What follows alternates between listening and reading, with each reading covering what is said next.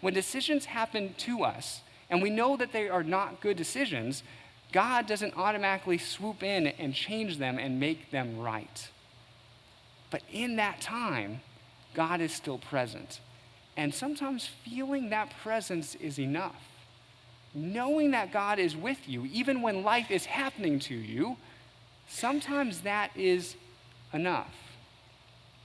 So that's one of the things that I think we can learn from this. But the other is this. When life happens to us, and when we have situations that are not ideal and that we would consider very challenging, we still have a decision to make. Now, it's kind of counterintuitive, because if a decision happens to us and we feel like we don't have a voice, then you might say, well, what decision do I possibly have to make in this? But the decision to make is, how am I going to respond to life? Even if life is cruel and unexpected, how will I respond to what has just happened? I mean, think of how Hagar could have responded.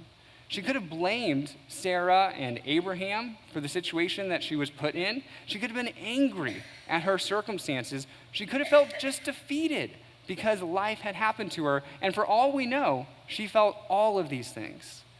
But what the story pushes us towards is a resolution of understanding that when bad things still happen to you, you can respond and say, well, how is God changing me in this?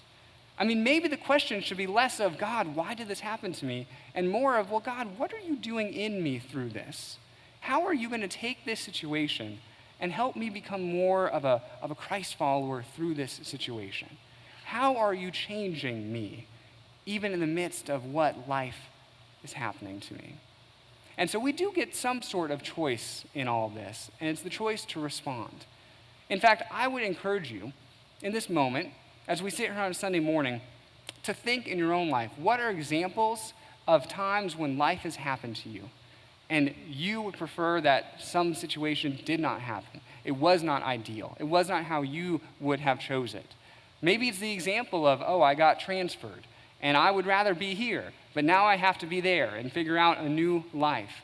Or maybe it's as simple as, hey, I was with this person, and all of a sudden they decide to break up. That wasn't my decision. I would have preferred to be with this person. Now, what does life look like now? There's all sorts of things, and I hope you think of one in your own life where you go, okay, that's not how I would have done it. That's not how I would have planned it. And it's not going to be as extreme as Hagar and Ishmael, but it may be true for you.